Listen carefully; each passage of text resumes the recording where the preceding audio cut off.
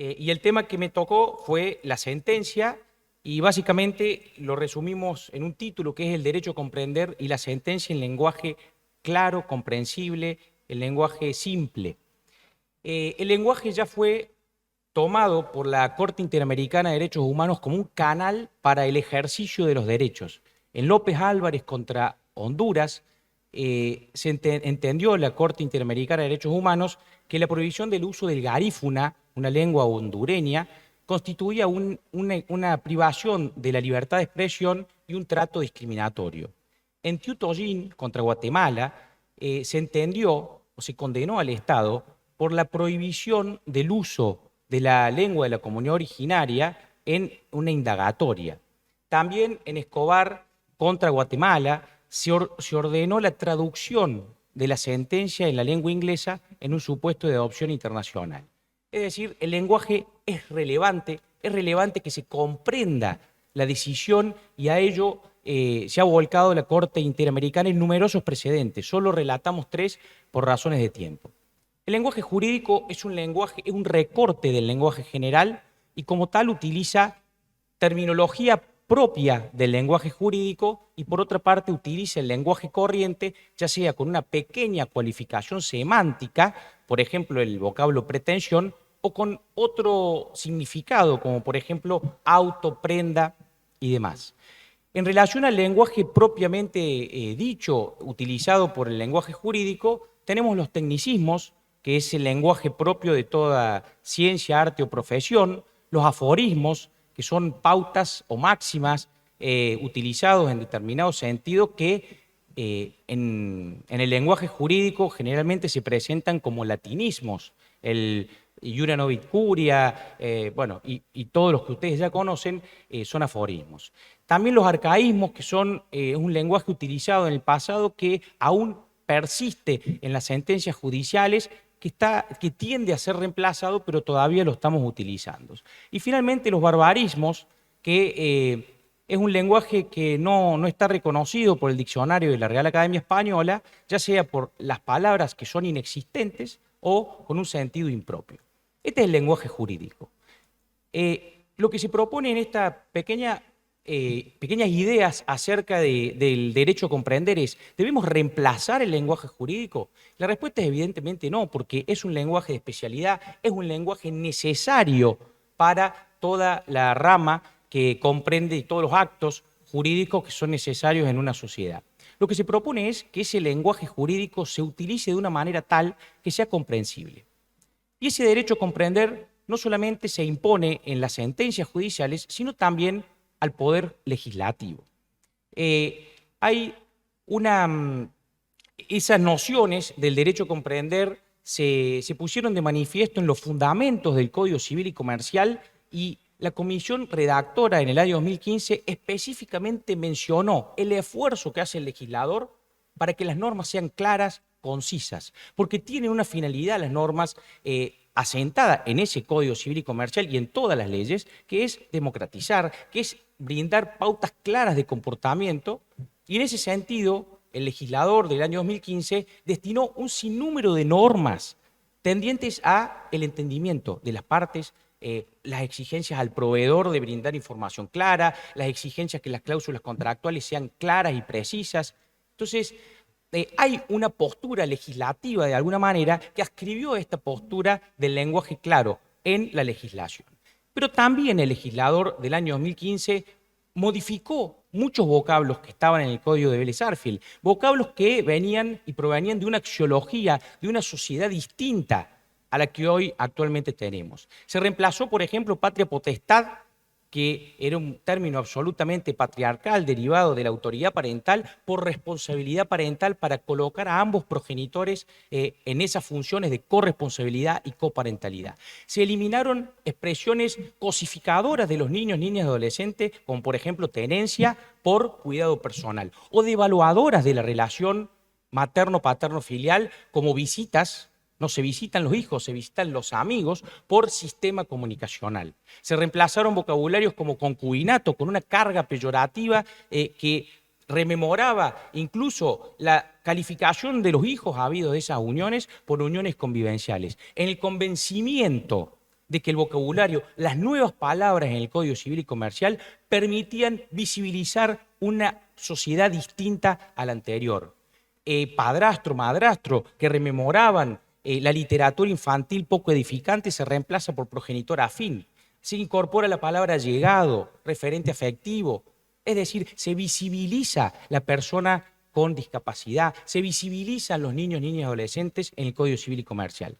Esto me da la pauta de que ese lenguaje claro, ese derecho a comprender en la legislación, ha habido un paso adelante. ¿Por qué? Porque el Código Civil se presenta como un reconocimiento a la necesidad de que la norma sea comprensible, porque la comprensión de la norma nos trae mayor eficiencia, efectividad en la aplicación de las mismas. Y, por su parte, las sentencias no pueden quedar ajenas a este movimiento. Hay un estudio del Consejo General del Poder Judicial español y del Consejo General de la Abogacía español que arrojó que el 82% de las personas no entienden lo que lee o lo que se les lee de los actos judiciales. 82. Y esas estadísticas son trasladables tranquilamente a nuestra sociedad. ¿Qué quiere decir? Quiere decir que tenemos que hacer un esfuerzo por lograr un lenguaje judicial más comprensible. Y allí nos preguntamos, ¿debemos abandonar el rigor técnico? Para nada. Tenemos que utilizar el rigor técnico. Hemos aprendido mucho en los paneles que nos precedieron sobre la fundamentación, sobre el trabajo de la prueba, sobre la argumentación. No lo debemos abandonar, pero sí tenemos que canalizar un mensaje claro al destinatario de la sentencia, que no son nuestros colegas, que no son las revistas jurídicas, son precisamente las personas que comparecen a los estrados del tribunal para que sea resuelta una cuestión. De allí que lo que se propone es un lenguaje judicial simplificado que parta de, por ejemplo, las siguientes premisas. En primer lugar, en relación al vocabulario, un vocabulario más simple, eliminando los arcaísmos, los aforismos, los barbarismos, para que el vocabulario, el lenguaje que utilicemos tenga un respaldo científico. Evitar esas expresiones sacramentales, elitistas, para que el lenguaje no sea un instrumento de sumisión de aquella persona que no entiende lo que estamos recibiendo como decisión judicial.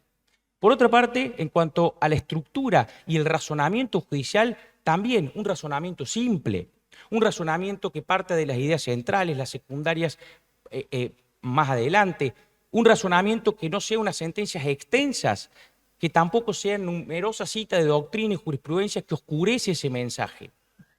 Tampoco debemos realizar imputaciones de tipo moral o paternalista, especialmente al utilizar el lenguaje o el texto con formato de lectura fácil. No usar un lenguaje discriminatorio.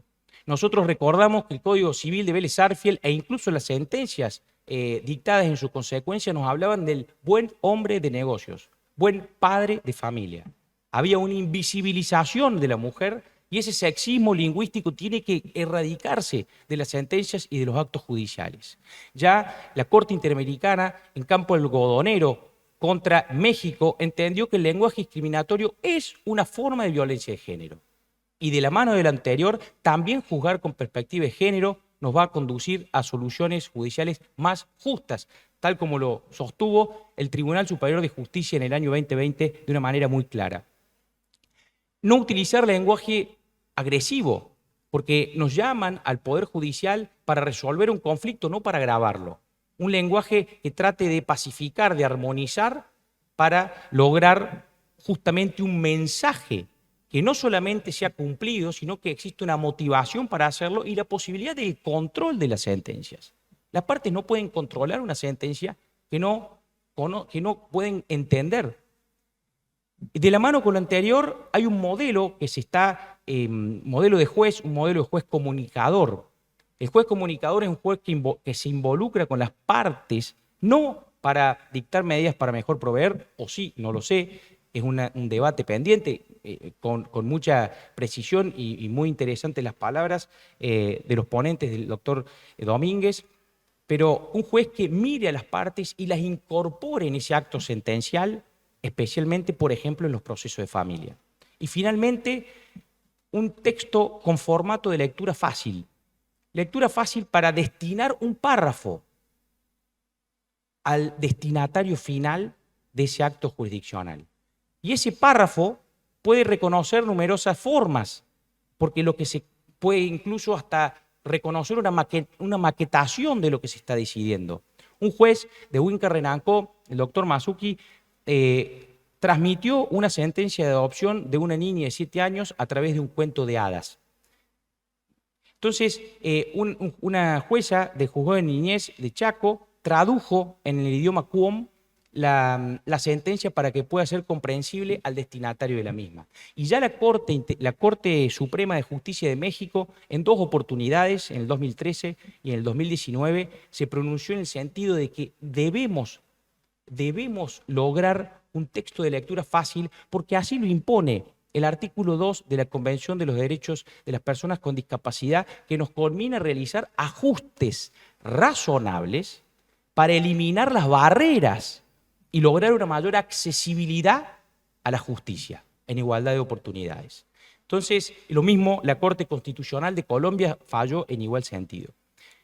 Como conclusión, para no excederme en los minutos que me han sido asignados, voy a decir que el lenguaje judicial simplificado, el lenguaje jurídico claro, nos arrima a una justicia más transparente, una justicia con mayor eficacia, con mayor control y especialmente una justicia adaptada al destinatario de la sentencia. Muchas gracias.